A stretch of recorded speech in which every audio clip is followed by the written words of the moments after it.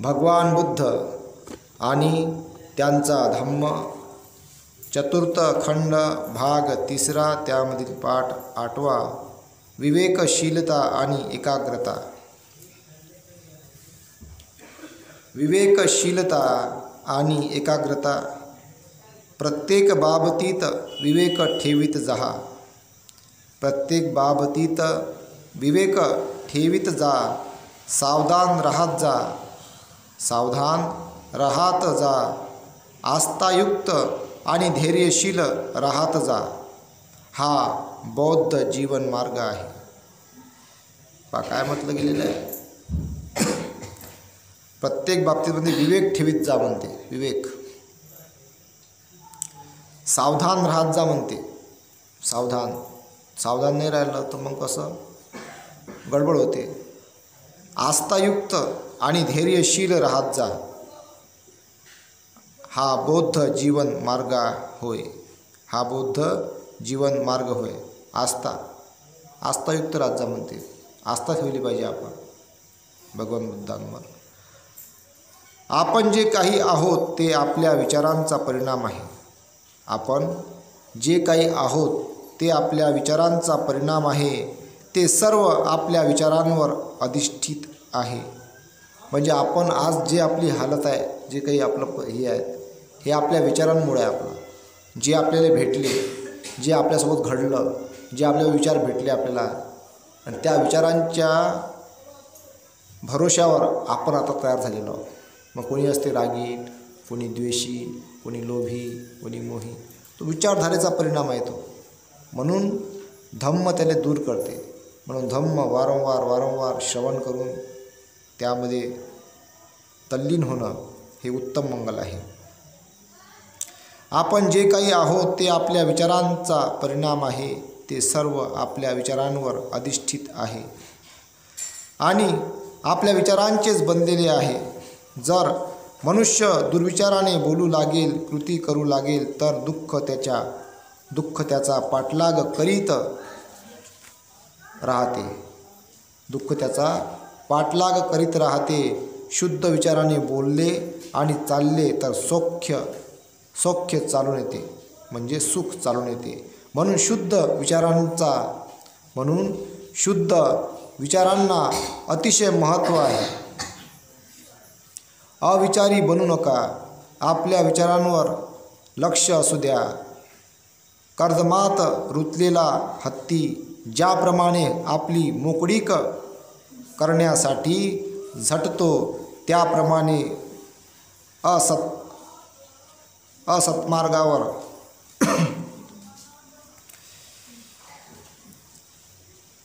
कर्दमात रुतलेला हत्ती ज्याप्रमाणे आपली मोकळीक करण्यासाठी झटतो, त्याप्रमाणे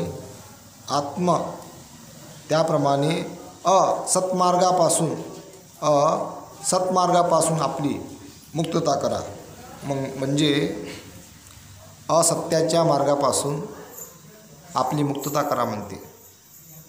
शहाण्या माणसांनी आपल्या विचारांची राखण करावी, कारण ते कळायला कठीण, अतिशय धूर्त असून जिकडे वाट मिळेल तिकडे सैराटासारखे धावत राहतात.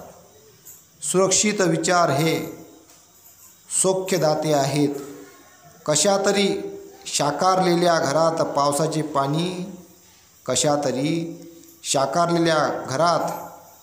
पावसाचे पाणी गळत नाही, त्याप्रमाणे चिंतनयुक्त मनात विकाराला प्रवेश लाभत नाही.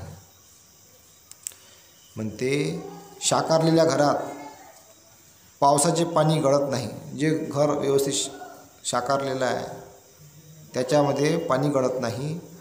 शाकारलेल्या घरात पावसाचे पाणी गळत नाही, त्याप्रमाणे चिंतनयुक्त मनात विकाराला प्रवेश लाभत नाही. चिंतनयुक्त राहायला पाहिजे म्हणते. मन चिंतनयुक्त मनात विकाराला प्रवेश लाभत नाही. ज्याप्रमाणे व्यवस्थित शाकारलेल्या घरात पावसाचे पाणी गळत नाही, ज्याप्रमाणे व्यवस्थित शाकारलेल्या घरात पावसाचे पाणी गळत नाही, त्याप्रमाणे चिंतनयुक्त मनात विकाराला प्रवेश लाभत नाही. माझे मन एकेकाळी वाट मिळेल तिकडे आणि वाटेल तसे भरकटत होते, परंतु ज्याप्रमाणे माहूत अंकुशाने शुद्ध गजाला वळविले,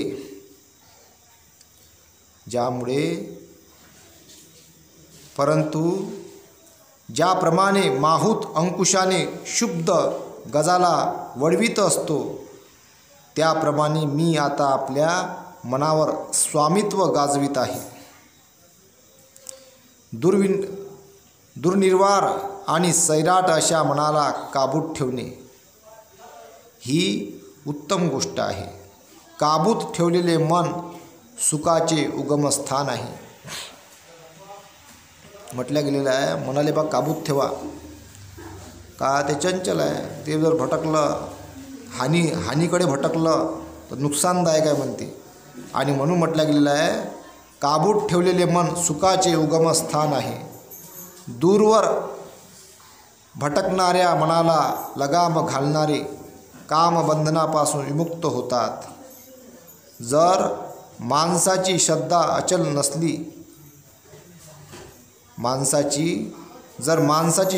अचल नसली, जर सद्धर्म त्यास अज्ञात असेल आणि जर त्याची मनशांती बिघडलेली असेल, तर त्याची प्रज्ञा दोषरहित असू शकत नाही. एक द्वेष्टा दुसऱ्या द्वेष्ट्याला किंवा एक शत्रू दुसऱ्या शत्रूला जितका उपद्रव देतो, त्यापेक्षा वाईट मार्गाकडे वळलेले माणसाचे मन अधिक उपद्रव निर्मिते. म्हणजे एक वेळा ते वाईट मार्गाकडे वळलं, त्यामध्ये मग कुठला रोग सामावलेला आहे मनामध्ये, राग आहे, द्वेष आहे, लोभ आहे, मोह आहे, तर मग तो काय म्हटलं गेलेलं आहे, माणसाचे मन, वाईट मार्गाकडे वळलेले माणसाचे मन अधिक उपद्रव निर्मिते. उपद्रव त्याची तीव्रता किती होते, मग त्या किती प्रमाणात तो वळलेला आहे, त्याकडे किती त्याला ते तशा प्रमाणात झालेला आहे, मग ते एवढा उपद्रव एवढा चालला वाढत. तो उपद्रव हानिदायकही असू शकतो, त्या मनानुसार किती प्रमाणात तो वळलेला आहे त्यानुसार. वाईट मार्गाकडे वळलेले माणसाचे मन अधिक उपद्रव निर्मिते. आई बाप आप्तेष्टांपेक्षाही चांगल्या मार्गाकडे वळलेले मन आपले अधिक हित करते. आई बाप आप्तेष्टांपेक्षाही चांगल्या मार्गाकडे वळलेले मन आपले अधिक हित करते. काहून म्हटलं गेलं असं नसं. आता आईवडील चांगले आहे, तोच चांगला नाही तर काय करा, मायबाप काय करतात बिचारे, म्हणून म्हटलं गेलेलं आहे. मायबाप म्हणतात तर कोणी म्हणजे मायबाप तर चांगले आहे म्हणते याच्यावाले, हा कोण म्हणते असा राहते, आहे का नाही, म्हणतात ना कुठं. तर म्हणून इथं म्हटलं गेलेलं आहे, आई बाप आप्तेष्टांपेक्षाही चांगल्या मार्गाकडे वळलेले मन आपले अधिक हित करते. म्हणजे अधिक हित करते. काहून? कारण की तो तसा वळलेला आहे. आईवडील समोरले चांगली गोष्ट त्यांना स्वतः ग्रहण केलं, अधिक चांगला बनला. आता आईवडील नाही सांगत काही, तेच आपल्या ज्या धुनमध्ये आहेत, जरी पोराने इकडलं चांगलं घेतलं अधिक चांगला बनते तो. तर ते म्हणून म्हटलं गेलेलं आहे का आई बाप आप्तेष्टांपेक्षाही चांगल्या मार्गाकडे म्हणजे धम्माकडे वळलेले मन आपले अधिक हित करते. म्हणून का नाही, त्यासाठी वारंवार प्रॅक्टिस करणं फार आवश्यक आहे. असं अपूर्ण नाही पाहिजे. अपूर्ण जर सोडपकड केलं, मग सोडपकड म्हणजे कसं, कोणतं ज्यानं सोडपकड करू राहिला, तो कुशल कर्म अधिक धम्म सोडपकड करू राहिला का अकुशल कर्म सोडपकड करू राहिला, कुशल कोणत्यामध्ये जास्त सोडपकड आहे. जर कुशल कर्म कमी करताय, अकुशल कर्म जास्त होत असं, मग इकडंच जास्त वळते मग तो.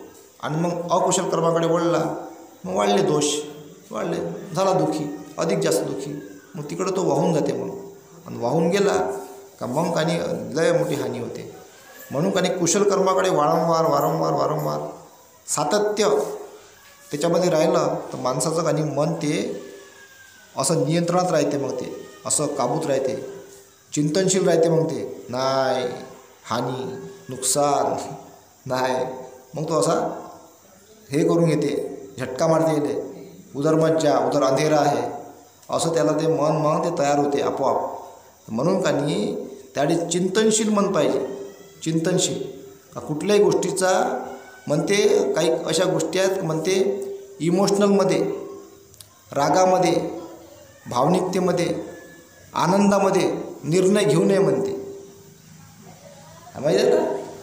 आनंदामध्ये भावनिक होऊन आणि दुःखामध्ये अशा याच्यात सुखामध्ये याच्यात निर्णय घेऊ नये म्हणते.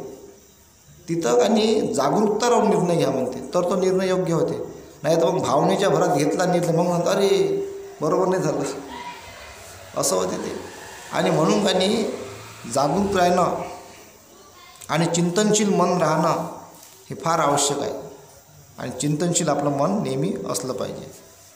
त्यानंतर 9 जागरूकता, कळकळ आणि धैर्य, अप्रमाद आणि वीर्य. जागरूकता, कळकळ आणि धैर्य, अप्रमाद आणि वीर्य. शहाणा मनुष्य आपल्या जागरूकतेने निष्काळजीपणा बाजूला सारून प्रज्ञेच्या शिखरावर चढतो आणि दुःख विमुक्त होऊन तो तेथून दुःखात सापडलेल्या मानवजातीकडे पाहत असतो. शहाणा मनुष्य आपल्या जागरूकतेने निष्काळजीपणा बाजूला सारून प्रज्ञेच्या शिखरावर चढतो आणि दुःख विमुक्त होऊन तो तेथून दुःखात सापडलेल्या मानव जातीकडे पाहत असतो. शहाण्या माणसाच्या दृष्टीस मूर्ख हा पर्वत शिखरावरून दरीतील दिसणाऱ्या माणसासारखा आहे. दरीत फसलेला आहे तो आता उच्च शिखरावर आहे. शहाणा माणूस उच्च शिखरावर आहे. प्रज्ञा म्हणजे शहाणपण, शहाणा माणूस उच्च शिखरावर. त्याला मग तो जो दुःखात पडलेला आहे तो असा दरीमध्ये दिसते. तो अरे गया आहे. तर मग तरी पण जो माणूस असते त्याला काही ना काही सांगत असते. तो एक शब्द तरी सांगते का तू बा असा कर. मग ते चांगले माणसं सांगत राहतात. घेतलं पाहिजे. मग घेतलं तर मग चांगलं होते.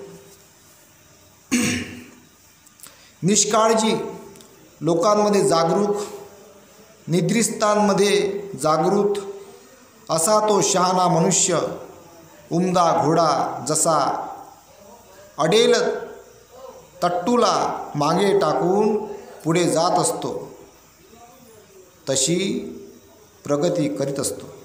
निष्काळजी लोकांमध्ये जागरूक, निद्रितांमध्ये जागृत असा तो शहाणा मनुष्य उमदा घोडा जसा अडेल तट्टूला मागे टाकून पुढे जात असतो तशी प्रगती करीत असतो. म्हणजे बा जागृत जो मनुष्य आहे तो काही आपलं सातत्य कामामध्ये ठेवून प्रगती करत राहतो. निष्काळजीपणाच्या अधीन होऊ नका. कामभोगापासून दूर राहा. जागरूक मनुष्य चिंतनशील असतो. दक्षता, अप्रमाद अमर आहे. जागरूक मनुष्य चिंतनशील असतो. दक्षता, अप्रमाद अमर आहे. दक्षता, जागरूकता, अप्रमाद आहे, अमर आहे म्हणते. अमर याला म्हटलं आहे. जागरूकतेला अमरत्व म्हटलेलं आहे. दक्षतेला कानी दक्षता म्हणजे जागरूकता, याला कानी अमरत्व म्हटलेलं आहे. दक्षता, अप्रमाद अमर आहे. अविचार, प्रमाद मृत्यूचे पद आहे. जिथं विचारच नाही आहे, अविचारी, ते मृत्यूचे पद आहे. दुसरा हेतू कितीही मोठा असला तरी आपल्या ठरविलेल्या, दुसरा हेतू कितीही मोठा असला तरी आपल्या ठरविलेल्या हेतूपासून विचलित होऊ नये. एकदा ध्येय हाताशी लागले की निग्रहाने ते धरून ठेवा. म्हटलं गेलेलं आहे, एकदा तुम्हाला व काही ध्येय तुम्हाला साध्य करायचं असेल, कोणाला काही शिकू राहिले असतील, कलेक्टर बनायचं आहे, डॉक्टर बनायचं आहे, इंजिनियर बनायचं आहे, वकील बनायचं आहे, जज बनायचं आहे, मोठ्या पदावर जायचं आहे, मोठा व्यावसायिक बनायचा आहे. एकदा मध्ये ध्येय ठरवलं एकदा ध्येय हाताशी लागले की निग्रहाने ते धरून ठेवा म्हणते. त्याला करत राहा, त्याचं प्लॅनिंग करा, प्रयत्न करत राहा. तो कलेक्टरच बनतो, डॉक्टरच बनतो, इंजिनियरच बनतो, वकीलच बनतो, जजच बनतो, व्यावसायिक बनतो, मोठा बनतेच. ते धरून ठेवा म्हणते ते. असं जर ते ध्येय हाताशी धरलं तर निग्रहाने म्हणते ते धरून ठेवा म्हणते, सोडू नका. सोडलं का मग काही ते होत नाही का, धरून ठेवलं पाहिजे तर मग ते पूर्ण होते. सावधान चित्त रहा, आळस सोडा, सम्यक मार्गाचा अवलंब करा. जो या जगात सम्यक मार्गाचा अवलंब करतो तो खरोखरच सुखी असतो. जो या जगात सम्यक मार्गाचा अवलंब करतो तो खरोखरच सुखी असतो. आळशीपणा म्हणजे अपयश, सुस्तपणा म्हणजे अपवित्रता.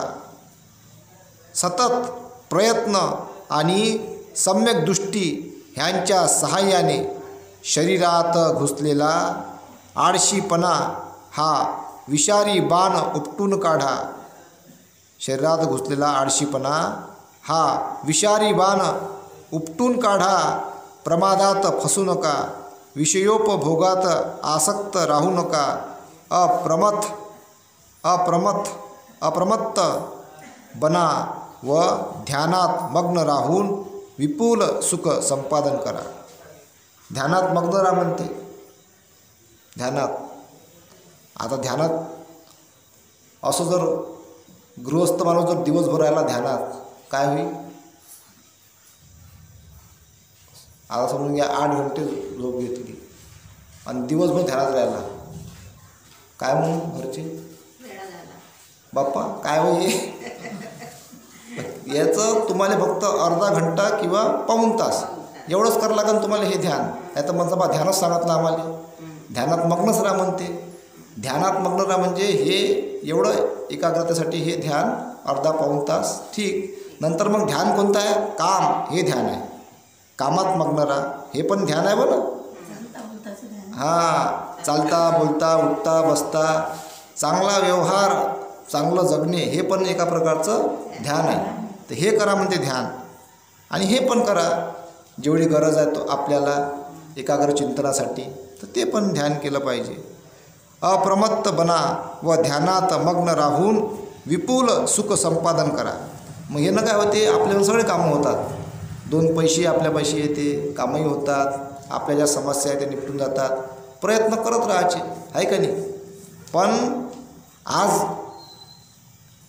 आज अशी व्यवस्था करून ठेवलेली आहे म्हणजे धम्म जे सांगते ना आपल्याला, ह्या धम्म पहिले काही लोकांना वाचलेलं आहे. याच्या विरोधामध्ये कसं काम करता येईल हे षडयंत्र या देशामध्ये करण्यात आलेलं आहे. आज एखादा गरीब माणूस कितीही कष्ट करण तर त्यांचे पैसे पुरत नाही. पुरते काय? एवढी महागाई वाढली ना, शिक्षणाची फीस, दवाखान्याची फीस आहे का नाही, इलेक्ट्रिक बिल आहे का नाही, किराण्याचा खर्च, एवढी मेहनत करूनही का त्यांना पैसे वाचवता येत नाही, मजुरीच नाही त्या प्रमाणात. काहून असं? हा ग्रंथ त्यानं पहिले वाचला जे मुखातून आले. याच्या विरोधात कसं काम करता येईल आलं लक्षात. म्हणून खाऊन पिऊन सुखी राहा. तुम्ही शिदोरी बांधू शकत नाही म्हणजे तुम्हाला शिक्षणामध्येच लुटणं चालू आहे. काही जण बिचारे घर गहाण ठेवतात शिक्षणासाठी. तो घडला तर बरं, नाही तर आपतच आपत. म्हणजे शिक्षणही गेलं आणि घरही गेलं. काही जण वावर गहाण ठेवतात, ते वावर विकतात. म्हणजे बघा अशी कंडिशन आली आज. म्हणजे एखादा मनुष्य बिमार पडला तर घर गहाण ठेवा लागते किंवा घर विका लागते बिमारी दुरुस्त करण्यासाठी. एखादा मनुष्य बिमार पडला तर वावर विका लागते किंवा गहाण ठेवा लागते, दागिने गहाण ठेवा लागतात. अशी व्यवस्था झालेली आहे देशाची. दवाखाना फ्री नाही. ते मूलभूत गरज आहे ते. माणसं बिमार पडणारच आहे. आणि म्हणून धन्ना सेठ लोकांना उद्योग मांडले दवाखान्याचे, आरोग्याचे उद्योग मांडलेले आहेत. आता हे मोफत असायला पाहिजे, शिक्षण मोफत असायला पाहिजे, आरोग्य मोफत असायला पाहिजे. मूलभूत गरज आहे ह्या माणसाला लागते. कशामध्ये मोडतं त्या? हे अन्न वस्त्र निवारातल्या बाबी आहेत त्या. अन्न वस्त्र निवारा यांच्यापासून मिळते. कायच्यापासून? अन्न. कशापासून मिळते? शिक्षण. मूलभूत आहे ते. शिक्षण शिकन तर अन्न मिळवण. त्याला शिक्षणापासून वंचित करून टाकायचं महागाई वाढून. शिकूच नका लेखक. आज काही सरकारी शाळा चालू आहे तर थोडंफार काही ते शिकू राहिले, ते बंद झालं तर मग झालं. मग ज्याच्यापाशी पैसे ते शिकवा, ज्याचे पैसे नाही ते बाहेर.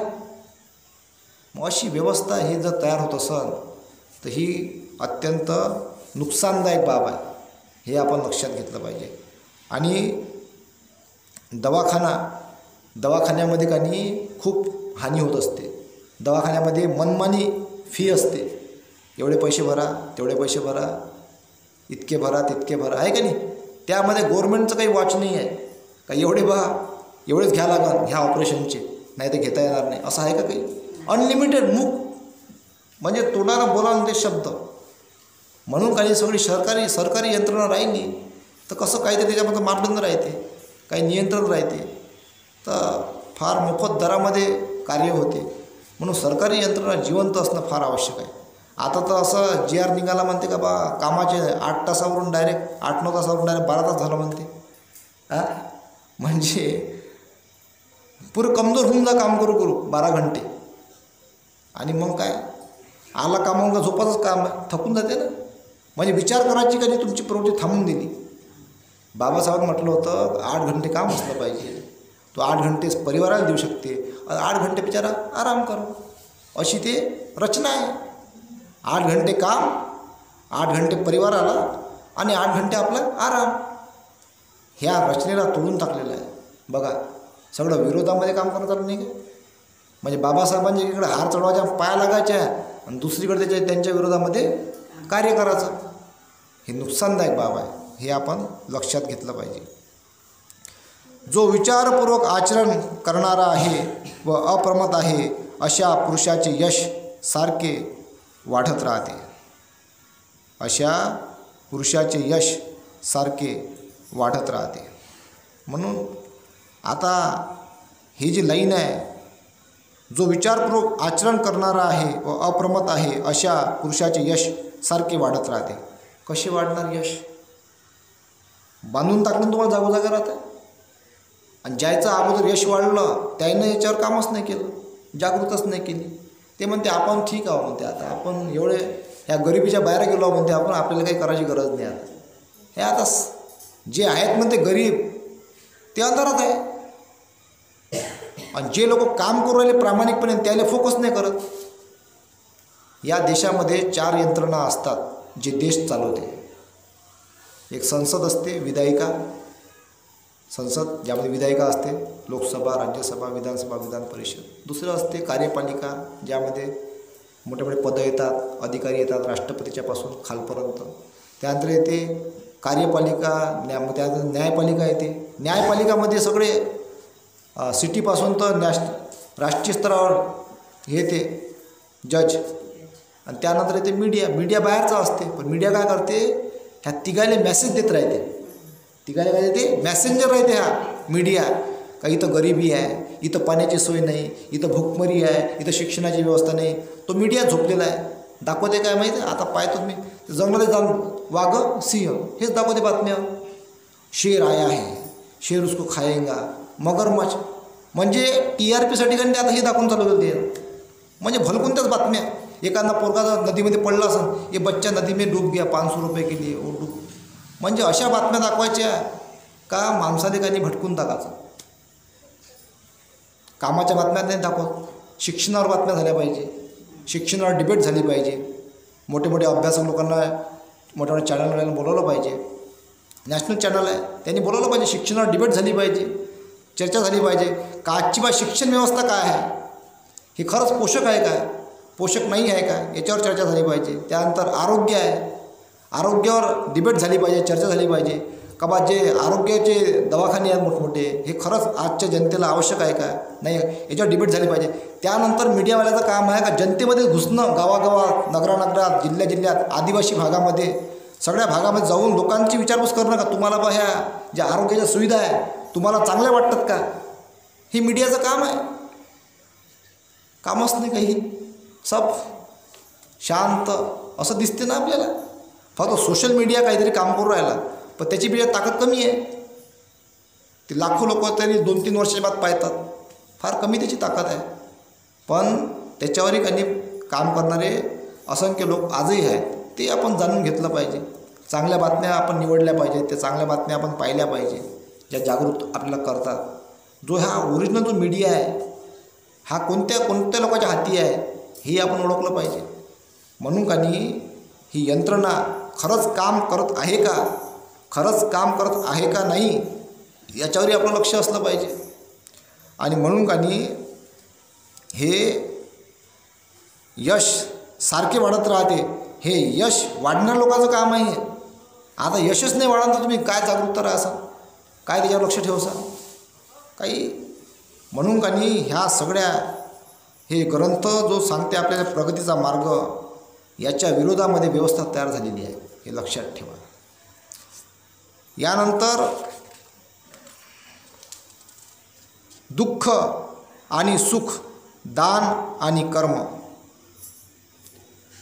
दारिद्र्य हे दुःखाचे उगमस्थान आहे. कायचे उगमस्थान आहे? दारिद्र्य दुःखाचे उगमस्थान आहे.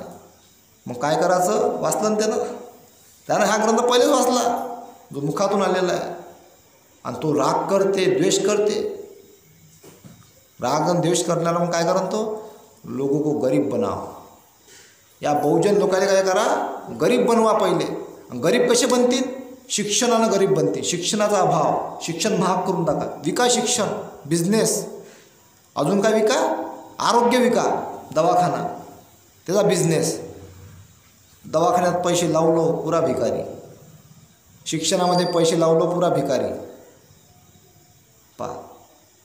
जो बहुजन लोक जेव्हा गरीब बनतात ना तेव्हा ते कानी जेव्हा ते दरिद्री बनतात तर ते दुःखाचं उगमस्थान आहे. मग ते दुःखी झाले. आणि दुःखी माणूस म्हणजे कुठं जाते? मग दुःखी माणूस मग तो कर्मकांडाकडे लवकर वळते. कारण तो दुःखी आहे. त्याला सुखानं भाकर भेटत नाही, सुखानं तो राहू शकत नाही. विचारप्रणाली खुंटलेली असते, दबलेली असते. तो विचारच करू शकत नाही. अनपढ असते, कमजोर असते. तो काय विचार करणार? आणि मग तो कर्मकांडाकडे वळते. अशी व्यवस्था या देशामध्ये तयार होत आहे असं मला दिसत आहे. तुम्हाला दिसत आहे का नाही दिसत आहे मला नाही माहीत, पण मला दिसत आहे. या देशातल्या बहुसंख्य लोकांना गरीब बनवणे सुरू आहे. त्याला म्हणतात स्लो मोशन पॉयझन. हळुवारपणे, बरोबर सुव्यवस्थित यांना हळुवारपणे चढता क्रम हा उतरता क्रम करून टाका, अशी व्यवस्था झालेली आहे. चढत्या क्रमाची व्यवस्था नाही राहिली, आता उतरत्या क्रमाची व्यवस्था सुरू झालेली आहे. म्हणजे हळुवारपणे तुम्ही ज्या शिखरावर पोचलेले होते आता हळुवारपणे तुम्ही धीरे धीरे उतरत्या क्रमावर आलेले आहे खाली. म्हणजे समजून घ्या, जर 10 एकर वावरावाले होते तर 5 एकरावर आले. 3, 2, 1. एखाद्याच्यापाशी 10 लाख रुपये असं तर त्या 5 लाखावर, 3 लाखावर, 2 लाखावर, 1 लाखावर आला आणि मग काहीच नाही राहिलं. अशी व्यवस्था या देशामध्ये सुरू झालेली आहे. गरीब बनवणारी व्यवस्था, हे आपण लक्षात घेतलं पाहिजे. दारिद्र्य हे दुःखाचे उगमस्थान आहे, परंतु दारिद्र्य नाशाने सुख लाभेलच असे नाही. दारिद्र्य नाशाने सुख लाभेलच असे नाही. सुख लाभते ते उच्च राहणीवर. सुख लाभते ते उच्च राहणीवर अवलंबून नसून ते उच्च संस्कृतीवर अवलंबून आहे. आजच्या उच्च संस्कृती तुम्ही कशी तयार करसाल? जेव्हा शिक्षण शिकसाल, प्रगती करसाल, श्रीमंत होसाल तर काही ना काही कार्यक्रम राबवसाल. गरीब लोक कार्यक्रम राबवू शकतात का? त्याचे बिचार खायची उद्याची सोय करावी लागते पहिले. ते पहा कशी व्यवस्था झालेली आहे. गरीब माणसाने काय करावं लागते पहिले, उद्या बघ खायची सोय कशी करायची. पीठ सरलं, तेल सरलं, मीठ सरलं, सगळा किराणा सरला आणि उद्या बघ खायची सोय नाही आहे तो उद्याचा विचार असते. तो काय तत्वज्ञान आहे का? तो काही इथं येऊन बसन नाही ऐकू शकत. म्हणून ही गोष्ट लक्षात ठेवली पाहिजे. सुख लाभते ते उच्च राहणीवर अवलंबून नसून ते उच्च संस्कृतीवर अवलंबून आहे. उच्च संस्कृती. तर उच्च संस्कृती हे निर्माण करण्यासाठी काही आर्थिकतेनं सक्षम होणे आवश्यक आहे धम्माच्या मार्गानं. तेव्हा कुठं आपण उच्च संस्कृती निर्माण करू शकतो. आणि जेव्हा उच्च संस्कृती निर्माण होईल तेव्हा जो गरीब जरी असेल ना त्याला आपण वर आणू शकतो. हे धम्म सांगते आपल्याला. मग जे बाबासाहेबांनी 14 ऑक्टोबर 1956 रोजी आपल्याला हा धम्म दिला, ह्या लोकांची उच्च संस्कृती निर्माण होऊ नये असं षड्यंत्र या देशामध्ये रचण्यामध्ये आलेलं आहे, रचलेलं आहे. हे आपण लक्षात घेतलं पाहिजे.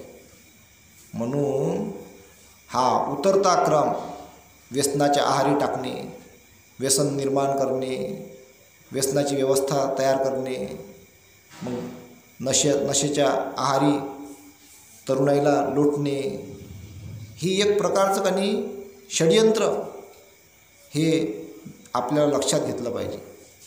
हे का असं होत आहे बा? का अशी कमजोरी येत आहे? का अशी व्यवस्था तयार होत आहे? तर ह्या बाबी डायरेक्ट दिसत नाही.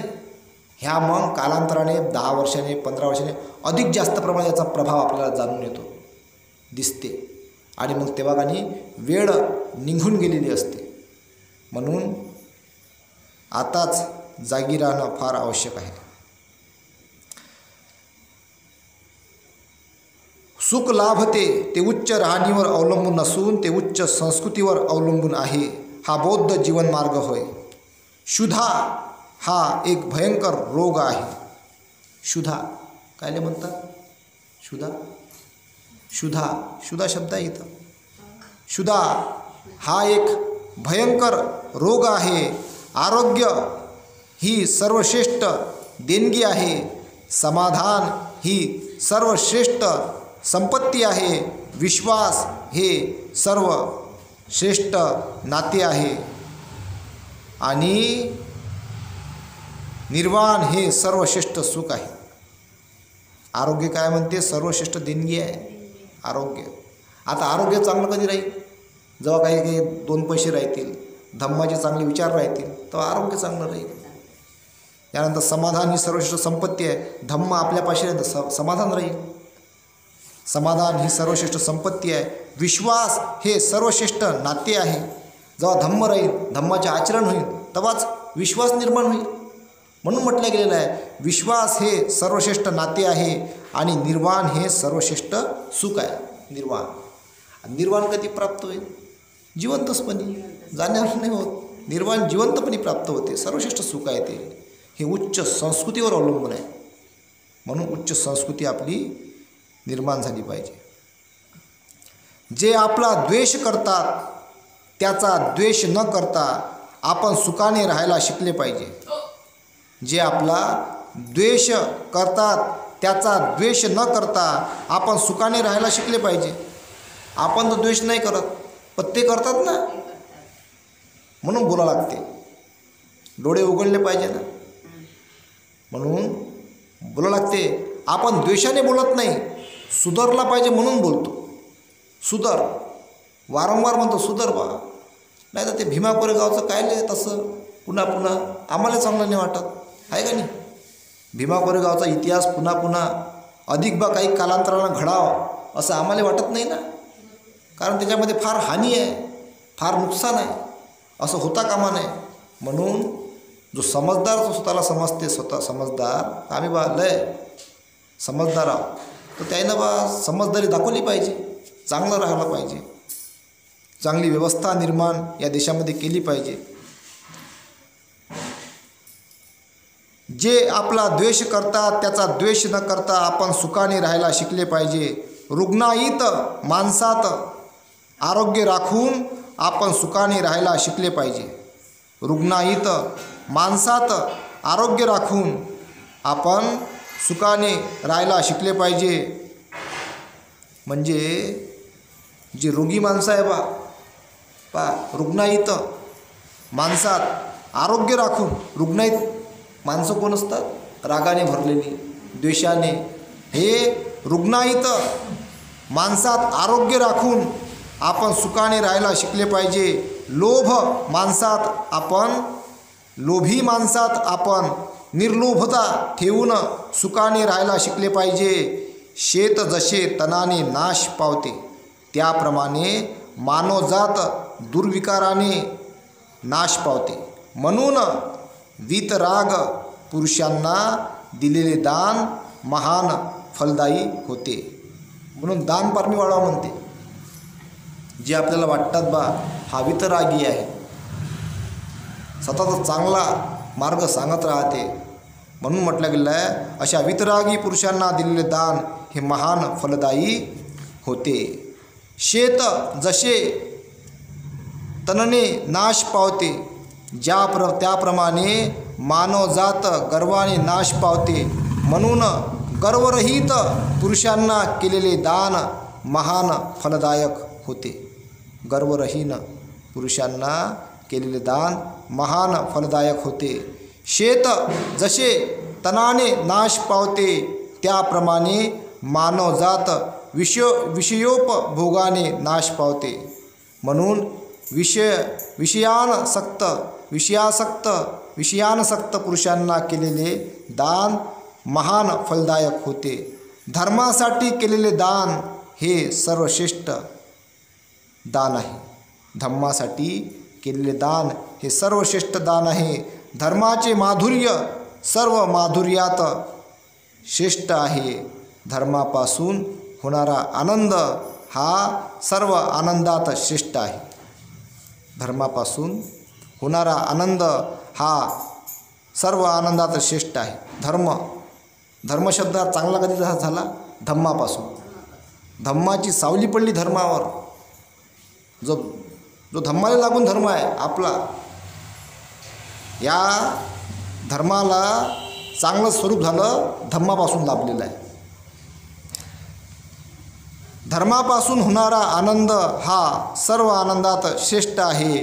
विजयातून द्वेष उत्पन्न होतो.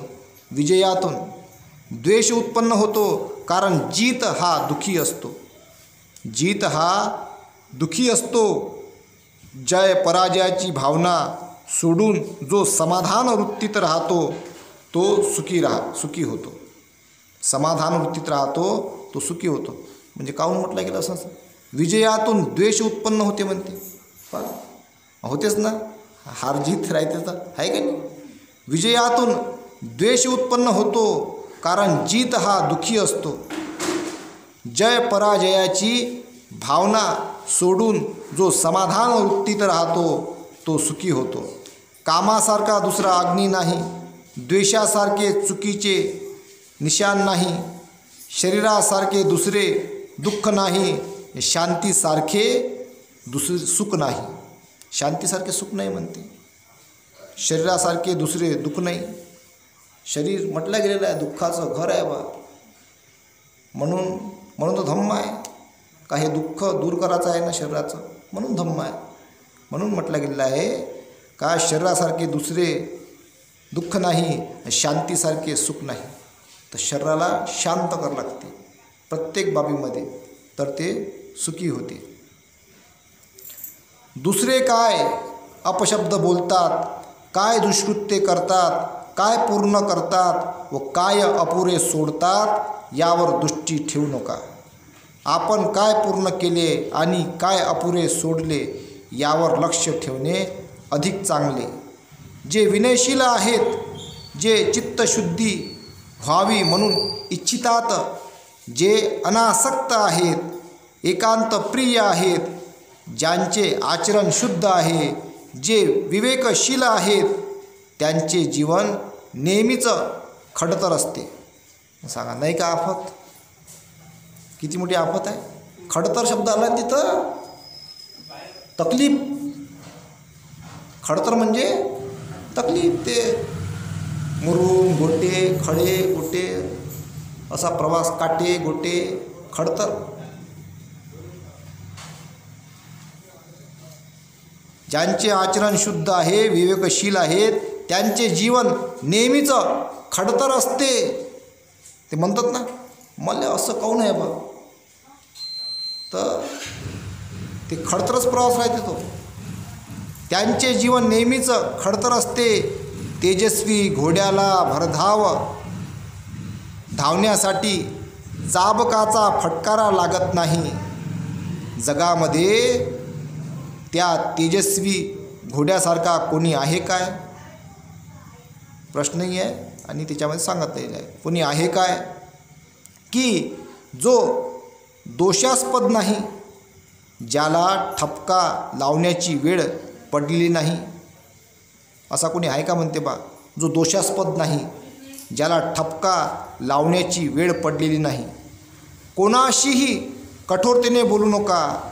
दुसऱ्याशी जसे बोलाल तसे प्रत्युत्तर येईल. क्रोधायुक्त भाषण दुःखकारक आहे आणि आघात केला तर प्रत्याघात होईल. रथाच्या चाकाला जशी खीळ त्याप्रमाणेच ह्या जीवनाला स्वातंत्र्य, नम्रता, सदिच्छा, निस्वार्थीपणा आहेत. हा बौद्ध जीवनमार्ग आहे. रथाच्या चाकाला जशी खीळ त्याप्रमाणेच ह्या जीवनाला स्वातंत्र्य, नम्रता, सदिच्छा, निस्वार्थीपणा आहेत. हा बौद्ध जीवनमार्ग आहे. म्हणजे बा, ह्या जीवनाला मध्ये स्वातंत्र्य आहे, नम्रता आहे, सदिच्छा आहे, निस्वार्थीपणा आहे. हा बौद्ध जीवनमार्ग आहे. ज्यांच्या जीवनाला बा स्वतंत्रता आहे, नम्रता आहे, सदिच्छा आहे, निस्वार्थीपणा आहे, तोच बौद्ध जीवनमार्ग आहे. हा बौद्ध जीवनमार्ग आहे. तर हे आपण लक्षात घेतलं पाहिजे. तर इथेच थांबतो. साधू साधू साधू.